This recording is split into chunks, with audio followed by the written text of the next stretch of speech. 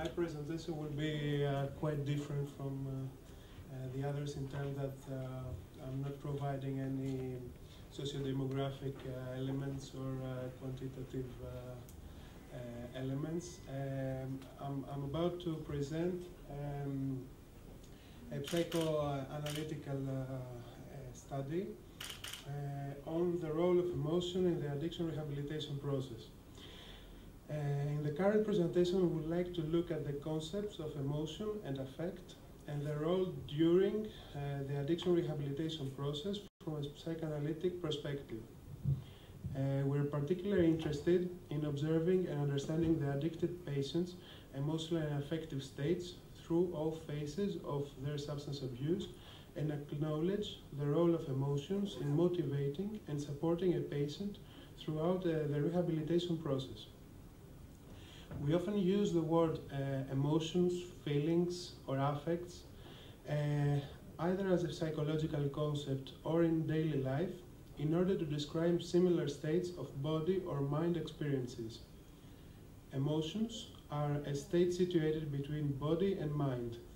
Many authors in psychology, like Damasio, Ekman, Jean-Didier Vincent, and in psychoanalysis, like Andre Green, René Roussillon, agree that the separation of emotions from other aspects of mental life, such as cognition or memory, is completely artificial, and that we do not understand these systems separated one from another.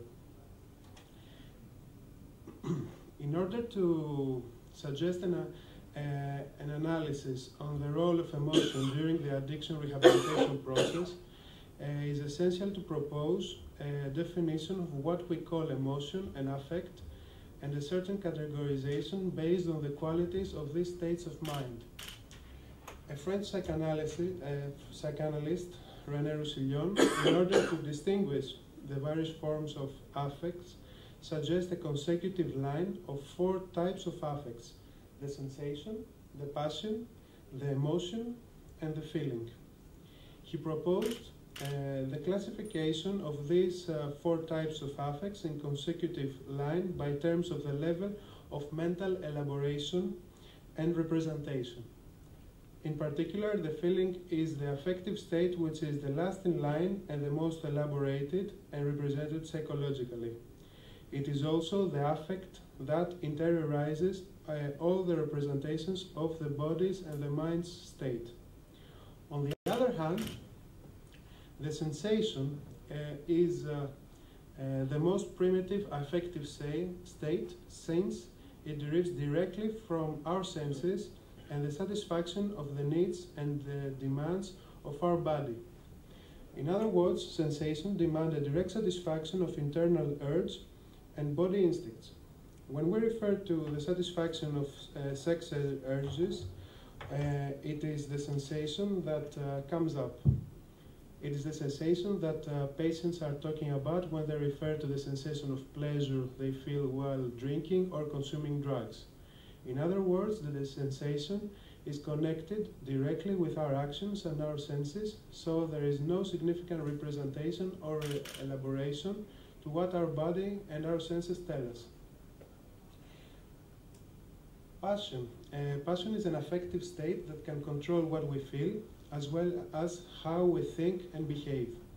We could take sexual passion as an example, where we often find jealousy, verbal and direct violence, where the patient cannot control this affective state, neither the behaviors that can be driven by this state. The emotion is an elaborated and internalized affective representation. It has the capacity of being intersubjective.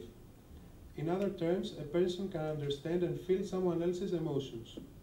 The word emotion keeps its original etymological meaning, since it is based in Latin, on the Latin word emovere, where means out and movere means move.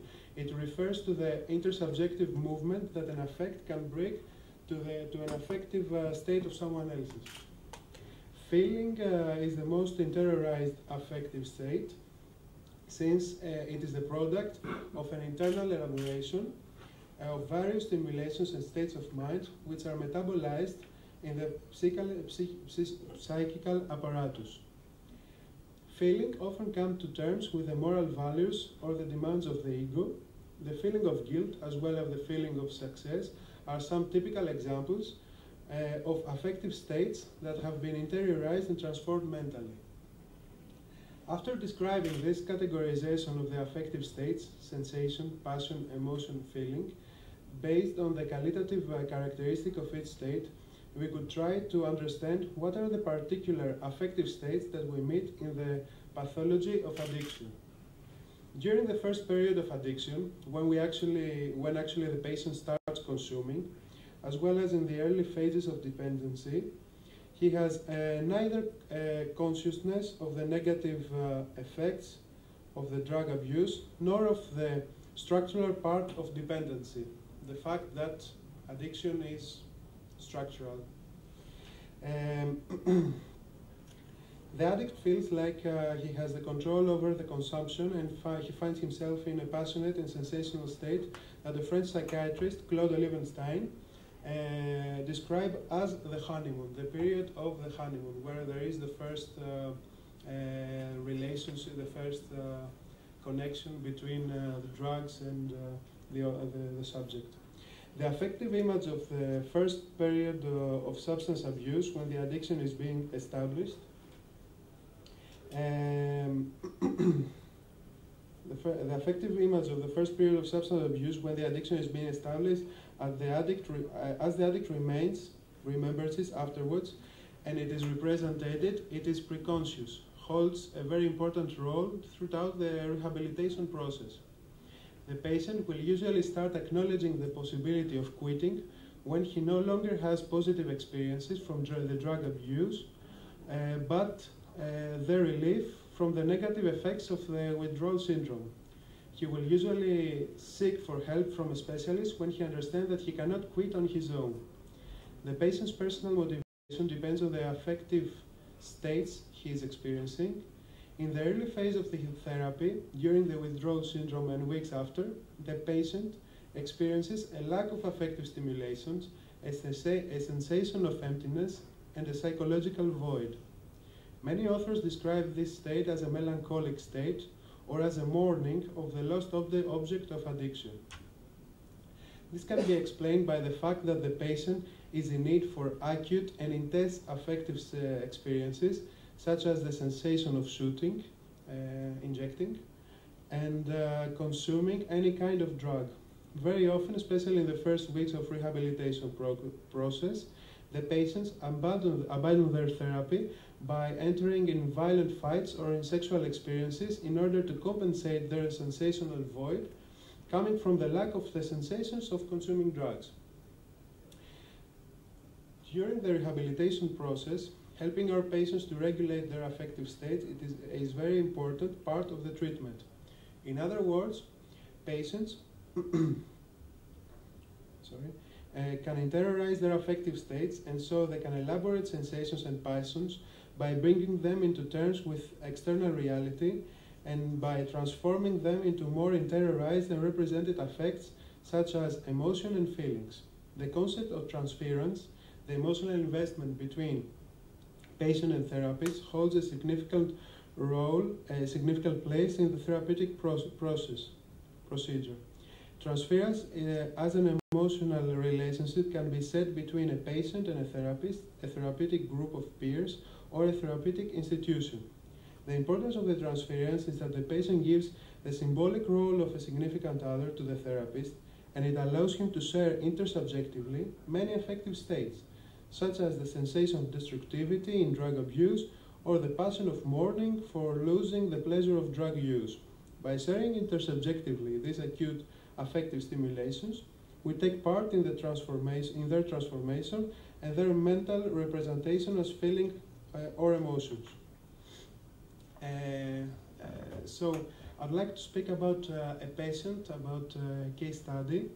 D is a 32-year-old woman addicted to heroin, cocaine, and other drugs, who was diagnosed with borderline personality disorder. Before asking for help to our 30 days rehabilitation treatments, she had never had a long-lasting attempt to stay sober. She had few hospitalizations in psychiatric hospitals in order to overcome the withdrawal syndrome, but afterwards she would stay sober just for a few days. The main reason she made the decision to change her life through a rehabilitation program was the fact that she was risking to go to jail for a long period.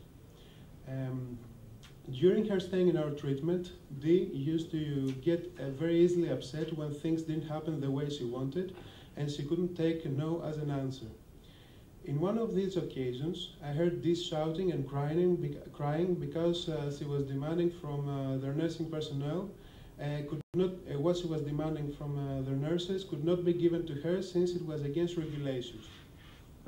I asked Dee to come to my office and talk about what happened. During the first minutes of our conversation, Dee continued to shout that she wouldn't do anything that we wanted her to do, and that we couldn't impose our rules on her. Our session was interrupted for a few seconds by a short call I received in the office.